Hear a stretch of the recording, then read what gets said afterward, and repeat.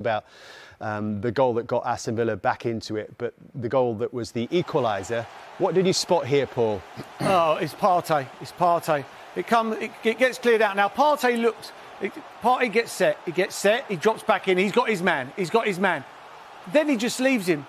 I mean, he has played for one of the most disciplined defensive teams in Europe, in Atletico Madrid. He's an holding midfield player, defensive midfield player. He should see danger. He's played that. You know, he gets back in here. You know, now that's his man. You cannot do that. You cannot do that. That can't win you league titles. That cannot win you league titles. It's just phenomenal what he's done. You know, I can understand if it's a young kid who's just got in the team or something, but this man has played for Atletico Madrid, one of the most disciplined teams in the whole of Europe. That's his game. Discipline, and he's just gone and done that, and that's what he's talking about. That's worse than the Matson Oh one. Yeah, much worse. Just because of what Mercer said, you know, Matson's a younger player, but that is schoolboy stuff. But it's really kind of defence because they're missing Saliba, then Timber has to come across, then Partey has to play it right back. I know he's done it before, but maybe it's not his natural instinct. No, but that's his man. He's just got to pick his man up. That is your man. You know, you're playing in a league. You're in a league title race. When you're in the box, you go and defend and you say, that's my man. My man does not score. If someone else goes and scores, that's not my really... It's a problem because it's our team, but it's not my problem because he's my man. And you take responsibility, but he just leaves him. It's like... I don't know what he's trying to do. He's trying to read it like it's going to get cleared and then he's going to break out. And he's trying to be one step ahead. No, be one step behind. You're 2-1 up. Stop it. And and that's what Mikel Arteta's talking about. Honestly, you won't see a worse defensive goal than that all weekend. And that's one of the best defences in the league. I know that it's been disrupted today, but as Mercer said, he's a defensive-minded midfielder. He does play in that role where he has to defend at times. He is a centre-half, so he should know. And that, for me, I think that's pretty lazy, not getting back into a role where you know that there's going to be a centre-forward. That's why it looks pretty easy and routine for Ollie Watkins to stick that home and get the equaliser. For all that, did we actually see an offensive improvement from Arsenal today? Yeah, I think they make chances. I think, you know, when you look back on the Fulham and Brighton games, never really looked like scoring. They will miss chances. They haven't got a natural goal scorer. But they keep on making chances. And that's the thing. They keep on making chances. You've got to hit targets. I know you've got to hit the target there. But, yeah, they're making chances. I like with the wingers, they both played on opposite sides. So, you know, they went on the outside when... You know, defenders are so used to players coming in. But, yeah, I mean, that's good defending. But if you've got a natural centre-forward there who just wants to score goals, they're in there. They just read that. Again, you know, hit the target. You know, the least you can ask for is hitting the target. It's just mind-blowing. I mean, even there, with Sterling could get his foot in, but Luca Dean gets in there again. Luca Dean done well when he come on. Yeah, they're making chances. That's my only consolation. This was a delightful ball. He might have been offside here anyway, Trossard. But you got to score. I thought he was magnificent, Trossard. I think he was a standout player for Arsenal. Do you think that was a feature of the game that Patrick mentioned it in the interview there, actually, the fact that the wingers, with Martinelli on the right-hand side, are going wide. They're not cutting back inside. They're getting the ball into the box. Yeah, I do. I feel that way. But you need someone in areas that are going to go and you know, exploit that space, go into that space where they're going to have chances. We've just seen that one where Mercer, if you've got an out-and-out centre-forward that makes that run forward, one of their midfielders comes in, like the Villa goal where Ollie Watkins goes forward and the attacking midfielder comes in. I just think Arsenal are really screaming out for an out-and-out centre-forward that's going to play between the lines of the 18-yard box, not go out wide. Kai Havertz ended up playing out wide left at times. You want someone that's just going to play between the goals because I feel with what they've got wide players, they'll score goals. Well, whether it's a striker or something else, maybe multiple other players, are we just seeing that Arsenal's squad isn't equipped to stand the rigours of multiple challenges this season? No, I don't agree with that, if I'm being honest, because they're schoolboy errors. You know, it's not like teams are opening them up and you're going, oh, my God. They could be stopped today. I don't care what division you're in.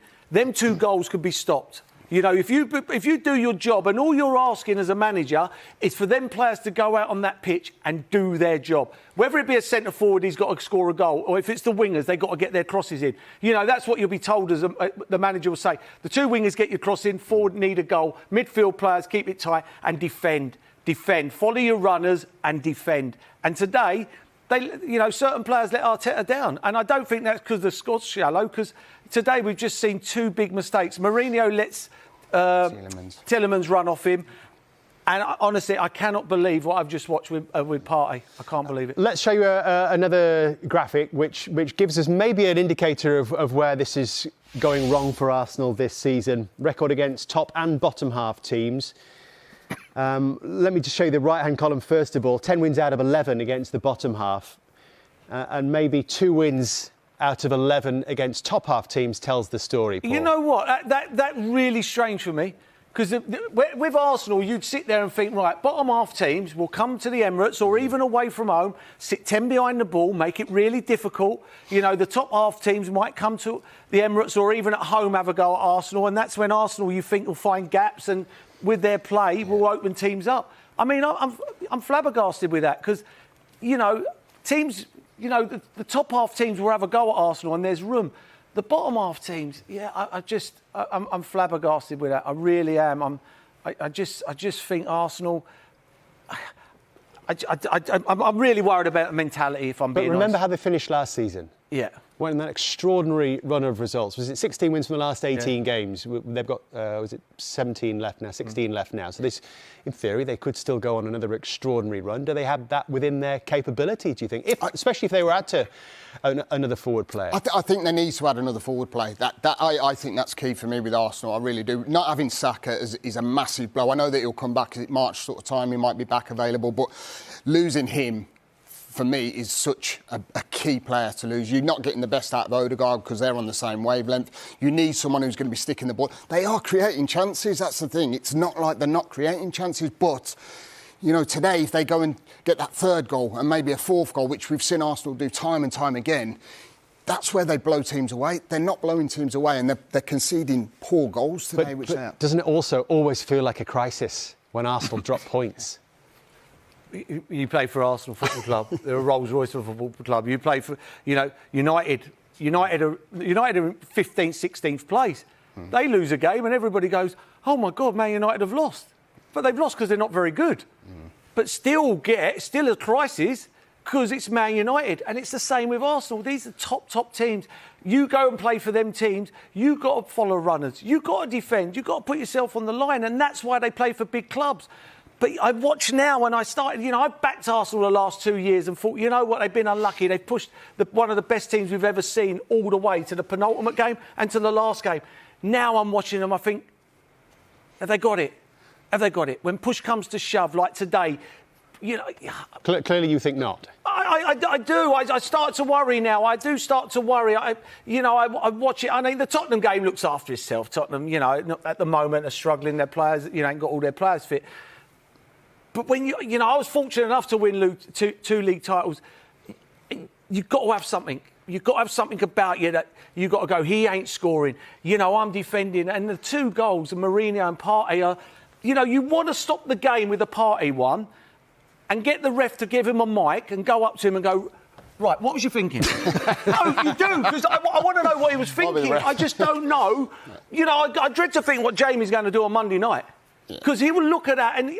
Oh, he'd be rubbing Jamie would have never done that. He must have played, 600-700 games, Jamie Carragher, or even more. He would have never done that in his life. Never, ever. He would have gone, that's my man, I'm standing with him. He wouldn't have just gone like that and walked off. I think what's frustrating with Arsenal is, I think last season, you know, they come so close. They scored, was it 90-odd goals that they scored? You know, same goal difference as Man City. Like, so close, and they have been. But have they pushed on to go and get even closer to winning the title? That's where I think that they've fell short. I think they've needed to have a striker come through the doors. City did it with Haaland when they bought Haaland in. You know, go and get a Gyökeres or go and get someone who they could have had. Well, there was links with Isak at the early stages of the season. Go and get someone that's going to go and play through the middle. You've got so much quality in wide areas. And that's where I feel there's a piece missing in that. And now I'm starting to think, are Arsenal going to... I wanted them to go and really push Liverpool. I just don't know if I see it's quite down with Merson. There's not quite that fit there at the moment.